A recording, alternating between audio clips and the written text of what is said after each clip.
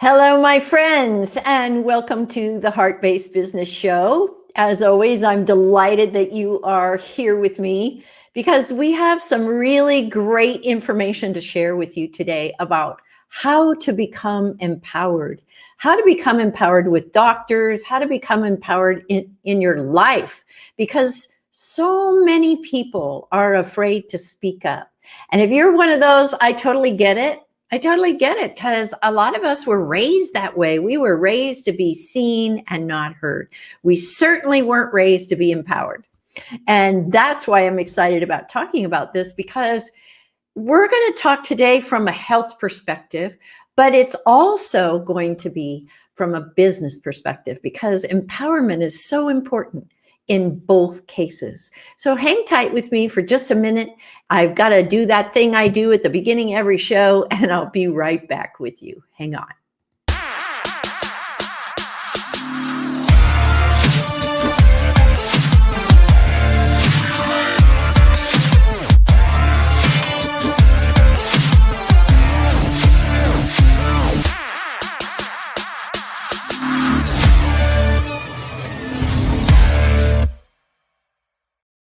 And welcome back. Thank you for sticking with me. You know, empowerment is a really big deal right now because so many of us don't feel empowered at all. When we're told we have to stay home or we can't do what we want to do, then all we've got is ourselves to depend on. And that's why I wanted to talk about empowerment today. And it's all about empowering you, how to make a difference in your life so that you can really stand up, represent who you are, and speak out without fear. My guest today is a registered nurse and a certified nurse practitioner, and she's all about holistic healing and integrating stress management. And she knows how to deal with all of this. And she's a certified yoga and meditation therapist. She's an educator and a public speaker. And you know what? This year, she was designated the top Holistic Health Practitioner of the Year for 2021 by the International Association of Top Professionals. And that is a huge award, if some of you don't know that. And it's all about her exemplary role as a business professional, her capability and her proficiency in her industry. And she's been in this industry for 20 years. And she really knows the ins and outs of the healthcare industry and is skilled with the integrative health and functional medicine, and especially with holistic cardiology. So I don't want to waste any more time. I want to bring my guest on right now. Her name is Teresa Ann Palmer, and I am so grateful to have her with us. Hi, Teresa. Welcome to the show. Oh, thank you so much. And thank you for that lovely introduction. I really appreciate it. Oh, you're certainly welcome. Evidently, you really deserved it, right? I mean, that's a big award for this year. It was quite an honor, and I'm very happy about it. And I'm pleased to be able to help people. So yes, of course. And that's what I love about the International Association of Top Professionals. They're looking for people that are really making a difference in the world. And for you to win this award in 2021, this year, that means you must have been doing something last year to earn that award. And I know they don't just look at us for 1 year, because I earned the top business coach and motivational speaker 2020. And I said, how did I do that? It's been kind of a weird year this year. And they said, oh, we don't just look at that year. We look at all the years before, what you've been doing and what kind of an influence you have as a leader. So as a leader, I have you on here. I'm excited to hear what you have to say. And you're all about empowerment. And I'd like you to share what is the most challenging thing that happens to people that keeps them from being empowered? Well, there's really several things. But the main thing that really happens is that a lot of times we give away our power, even unknowingly, because we either question who we are, what we are, how we are, or we're afraid of making a mistake. And other people could take our power from us very easily because, number one, we're energetic beings. At the very crudest level, everything is energy.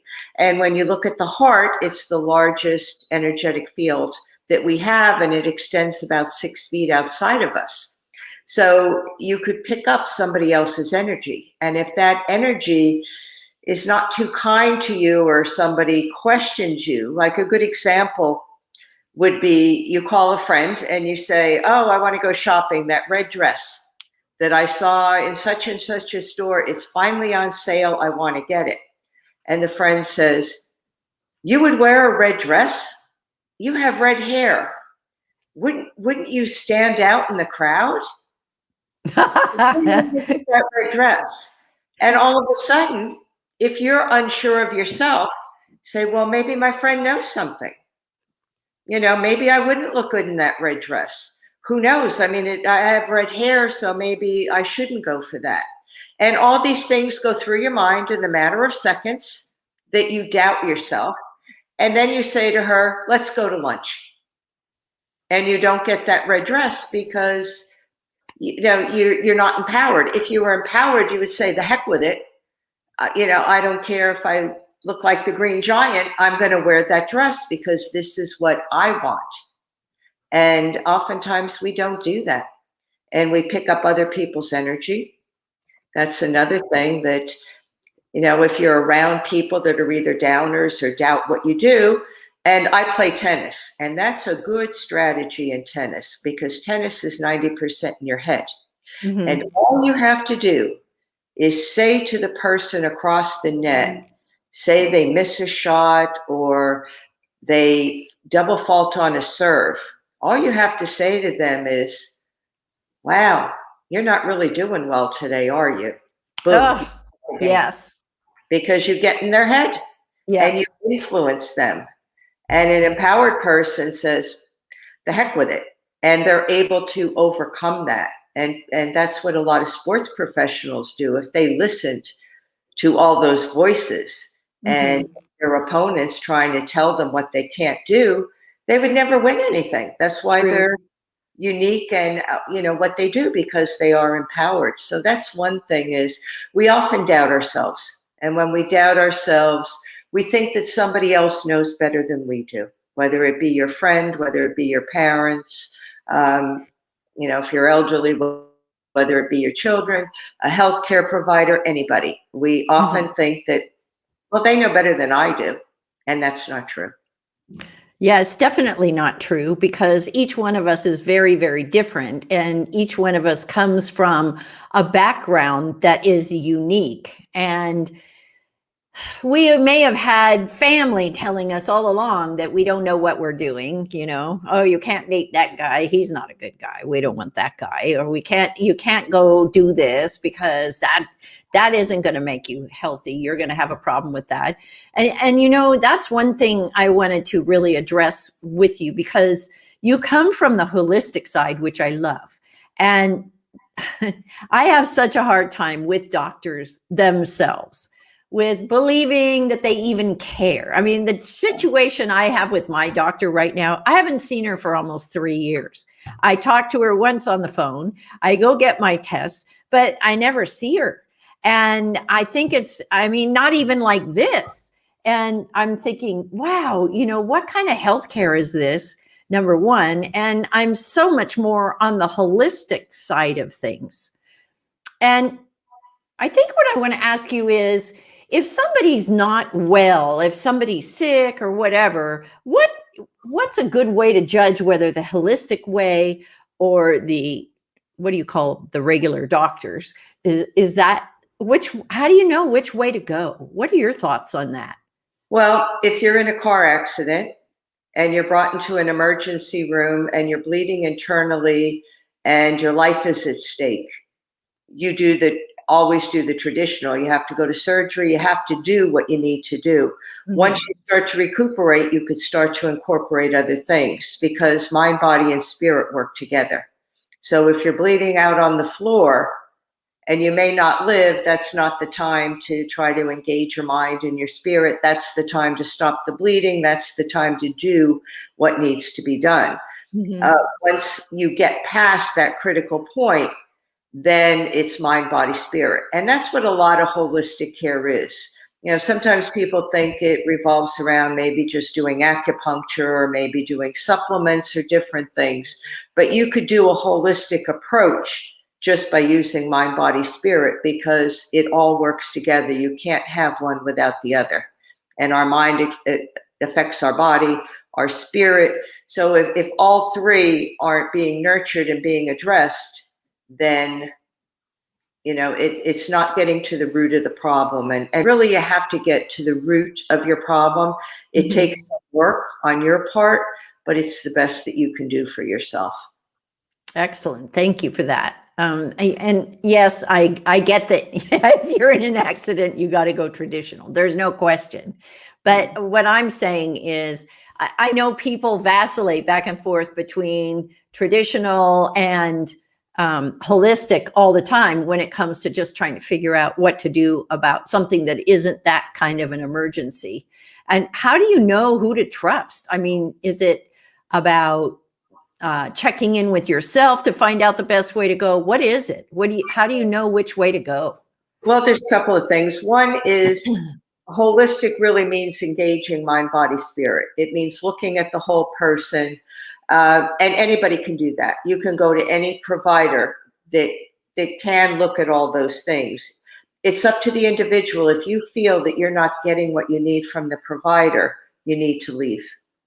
And I know some people have been trained. I have a lot of elderly patients that if we told them to wait in the waiting room all day from 8 to 5, they wouldn't question it because they're told not to speak up. They're told not to question things. But you really do. I mean, if you go to a healthcare provider and you're stressed out about something or you're having a problem with your blood pressure, depends on what you want. If you want a quick fix and you just want something to take to relieve it, then that's what you do. But if you go to somebody and they kind of rush you and you say, well, really, I'm stressed out about this. And they say, oh, well, everybody's stressed out. It's been a bad year. We're all stressed out. If you don't like that, then it's up to you to find somebody else. It's up to you to say, this really isn't working for me and I need to do something else. So it's all about the person. It's about, what do you feel comfortable with? How do you feel comfortable? Does somebody, do you like their personality? Do you like what they're doing? Do you like how they talk to you? Does it not matter to you? Sometimes it doesn't. Sometimes people want something or they need something. And as long as the provider's intelligent and can help them with the problem, that's all they care about. Other people like to sit down more. They like to talk. So you don't really know, I don't think, until you get in with somebody, whether or not you click. Yeah. And you can spend a lot of time trying to find somebody that you can work with. I mean, it's like anybody that you're looking for. It just takes a lot of time to try and get in with them and see if you like them. And a lot of times, a lot of people, they'll just go, like I was telling you earlier, I just go because it's convenient, but I never get to see a doctor. So it's kind of weird also, really weird. And, again, a lot of health things you could do on your own. I mean, stress accounts for about 70% of chronic illness and disease. So if you could manage stress, you could manage about 70% of the things that you would be going to see a provider for, whether it be a doctor, nurse practitioner, physician's assistant. So once you learn the tools of how to take care of yourself, there's a lot of things you could do on your own. Yeah. And I know a lot of doctors get angry if you question them. I mean, when my mom passed of cancer, I was with her for 18 months. And when she passed from cancer, it was like, she just did whatever they said, and they kept giving her more and more and more meds. And until she was really pretty much out of it. And some of them made her feel sick and aside from the chemo, but she only lived 18 months after she was diagnosed, and that 18 months was hell. But she wouldn't do anything except what the doctor told her to do. She wouldn't question it. I'd say to her, hey, I looked this up on the internet, and they're saying this is really good. I went into a Facebook group and asked them what their thoughts were, and they said it was good. What do you think about trying it? Oh, no, my doctor doesn't know anything about that. I'm not going to try anything like that. Yeah. And an older generation. I mean, the younger generation questions a lot. And again, I can't say it enough. It's really up to you. And a good example is I have a patient right now that has a pretty aggressive form of cancer, and he's young. He's in his 50s, and there is a group that will help you decide when you want to go. And that's what he did. And he said, it's my choice. This is what I want to do. And when the time is right for me, this is what I'm going to do. So he took it upon himself because he said, I've seen my family members suffer. I've seen other people suffer. I'm not going to do this. And that's his right. And I give him a lot of credit because there's a lot of people that wouldn't do that. Again, it's how do you feel about everything? How comfortable are you with yourself? How comfortable are you if you're in a situation with something serious? Are you about death? That's another thing. How comfortable do you feel about that? Because some people just want to hang on forever, no matter what. So they're going to do whatever the doctors say. Yeah. They won't try anything. A lot of people get afraid. And it sounds really grotesque almost, but if you could work out a lot of these things ahead of time, even while you're healthy, so that way when the time comes for something, you already know what you want to do. So, even living wills, if you could make out a living will and you know what you want and what you don't want, it becomes a lot easier than when you're faced with that decision. Yeah. And you don't know how you're going to react. If you're diagnosed with something, how do you know? Yeah. You really don't know. Like I could sit here and say to you, I would not want to suffer if I knew I had a terminal form of cancer. But then on the other hand, God forbid I get diagnosed, maybe I would say, but maybe if I choose the path, maybe they'll come out with a miracle. And I won't be able to do it. So there's always that, you're always torn between things. But, it's a tough decision. In everyday life, it's more about how do you stand in your power? How do you feel about your power? Do you know when you're giving your power away? And I gave one example about your friend says something. Another example, you're at work and your coworkers say to you, do you know, I heard on the news the world is going to end in 3 days. I didn't hear that. Yeah, the world is going to end in 3 days. Everybody's making preparations and this and that. And you have to make sure that this gets done and that gets done because it's going to end. And God forbid, if you're the only person left in the world, you have to have food, you have to have this, you have to have that. Do you have enough of this? Oh my God, everybody's running around to the food stores. Everybody. This sounds very Mormon. And then they have a whole room, right? Yeah, full of stuff. There, logically, you're saying to yourself, the world's not going to end in 3 days. This is nonsense. But you pick up that energy because they're giving it to you. So unless you could stand in your own energy and your power and say, this is ridiculous, and walk away from them, you're now caught up, and the next thing you know, you're the one in ShopRite buying everything in case the end of the world happens in 3 days because you got caught and you got swept up in the energy. It's like it's a gang or a herd mentality. I hate to use the word herd, but it's really like a gang. It is a herd mentality. That's true.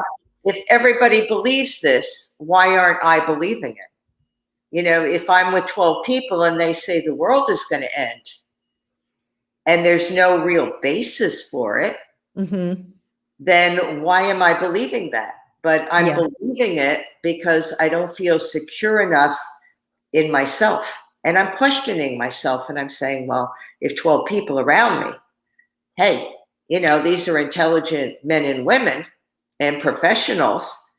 If, 12 doctors and lawyers and nurses are all going to the food store to get preparations, then why aren't I? So it's a matter of it really standing in your truth and really being rational. And when you're empowered, you're rational.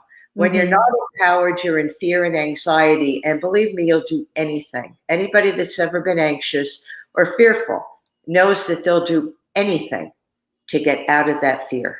They will do anything. It doesn't matter what it is. At that point, they can't think. All they know is that I'm feeling bad. This is what's going to get me out of that fear. And they do it. And that's not a good reaction. It's not being proactive. It's being reactive. And it's just reacting from a place of survival. And that's the brainstem that says fight or flight. You know, my life's in danger. I'll do whatever it takes to get out of that. And most of the time, no, we're not. You know, somebody's holding a gun to your head, it's fight or flight. You do whatever it takes to get out of that situation.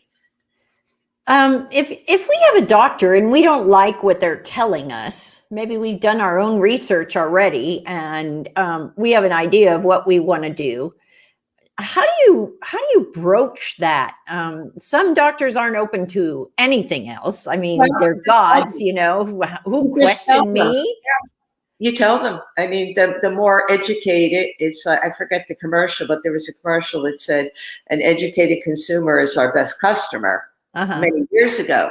So the more educated people are and the more they do the research is actually the best. And I think, you know, there's a lot of providers that really go with that.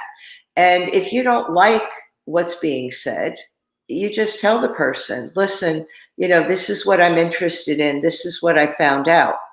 How can you help me with this? And if they say, well, I really don't know much about that, or I don't really deal with that, then at that point, you know, you have to go someplace else. So that's how that would work. And, you know, again, it's for over 20 years, I've been encouraging people to partner in their healthcare, you know, to become a partner, to really do their research, to really know what goes on. And I can't tell you how many times I have people, oh, you take this medication. Yeah. What do you take that for? I don't know. It was given to me. What was it given for? I don't know. I was told to take it. And they don't know. They really don't know. Do you have high blood pressure? I don't know. Well, you're taking these 3 medications. They're for high blood pressure. Okay, then I guess I have high blood pressure. And it happens. You know, people get ill-informed. And one thing I think, I don't usually talk about this, what I call the year of uncertainty, because I think it's so loaded with so many things. But one thing I do think that happened that was positive was that the playing field got leveled between healthcare providers and people. That when all this happened, healthcare providers didn't know anything more than anybody else. And people saw this and they began to question things. And I think that's one of the best things that happened. The second thing that happened, the second thing that happened was that people they started realizing that they're the only ones that can take care of themselves. And I think that's really true. Yeah, I really think that's true, because if we don't take an interest in ourselves, I think that if my mom had taken an interest in herself and had learned something and done something active, then she would probably still be alive today. But because it was all about whatever drug she was on, and then she was on weird machines to take liquid out of her system and that kind of thing, I just kept shaking my head, just like I am now, because there was really no hope. She wasn't going to listen. And I think that's the big thing, is to really empower ourselves by looking into whatever it is that we want to accomplish and move forward. And, you know, like you and I know a person that was diagnosed as not living more than 6 days. And 10 years later, she's still alive because she empowered herself. She took it upon herself to do all the research she needed to do to stay alive. And nobody's going to care about you like you do. There isn't anybody. No, and I mean, you could certainly help people, but you Mhm. can't take their journey for them. That's So right. as you think that you can't live somebody else's life. You could try to protect them just like a mother tries to protect a child, but the child has to get out there. You can't keep a child under wraps forever. They have Yeah. to get out there. They have to become an adult. They have to learn things. And it's really the same thing, even with adults, that, you know, we have to take care of ourselves because really we're the ones that know ourselves and we're the ones responsible for ourselves. And those are the two things I think that this whole year has done was, said to people, listen, you've got to do some things for yourself and you need to find out about things and you need to be able to make decisions. And that's a good thing. Another thing that stops people from being empowered is they want to be accepted or they want approval. Mhm. Or So it's easy. It's the yeah, easiest thing to do yeah, rather and than. be liked. So, I remember years ago, I was in a new job and I was young and foolish. And I had had one near bad accident skiing. I hit a ski rack and almost broke my hip. And everybody was going skiing and they were all excited. And they said, oh, come on, let's go skiing. So I went out and bought almost $300 worth of stuff to go skiing, knowing that I didn't even want to get on the hill at all. Spent the whole time in the bar waiting for people to come off the slope. And truthfully, they didn't like me any better. They had to get to know me because I was the new person at the job. But I Mhm. wanted their acceptance. So I said yes, spent money on a trip that I had absolutely no interest in, did not do anything on the trip. And, in my mind, I guess I was 24 years old and I thought they're going to like me. I'm going to be in the in crowd now. And went the next day to work and people talked among themselves and they still had their little clique and I was still the newcomer. And it And didn't matter. now, and the other thing is approval. That a Yeah. lot of times we want approval, whether it be from our parents, anything. And Mhm. unfortunately, I'm seeing that now a lot with older people. Yeah. It may not feel comfortable with something. And they say to me, well, I really don't want to do X, Y, and Z, but my daughter says I have to, but it's your life. But you don't know my daughter. My daughter says I won't be able to go to her house if I don't do X, Y, and Z. Yeah. What do you say to that person? I jokingly say to them, well, just lie to them and tell them you did it. Oh, no, they're going to ask me for proof. They're going to ask me for the record. They're going to ask me for this. What do you say at that? And I just politely tell them, it's your life. And if there's something that you really don't want, whether it be treatment, something you don't feel comfortable with, you have the right not to do it. And other Mhm. people also have the right, they should be able to accept that this is your life, this is what you want to do, and you're capable. Now, if you're mentally incompetent, that's a different story. Mhm. Yeah, of Being course. incompetent, that's a different thing. So it's this approval that, so and so says I can't do this, or, it's if I don't do this, I can't go in their house, or I can't do this, and they're not going to let me see my grandkids. Well, you kind of have to stand up to that. And I'm sure when push comes to shove, they're going to allow you. I can't believe that they're not. Yeah, but some of them just don't believe that. Yeah, They're not empowered. They've never been empowered in their lifetime, and they're not empowered now, yeah. you know? And then, And yeah, And think about it. If they were employees, they had a job, they did whatever they were told to do. If yeah. they have their own business, then they have to be empowered to do what they need to do. Yeah. Now, Teresa, we only just have a little bit more time.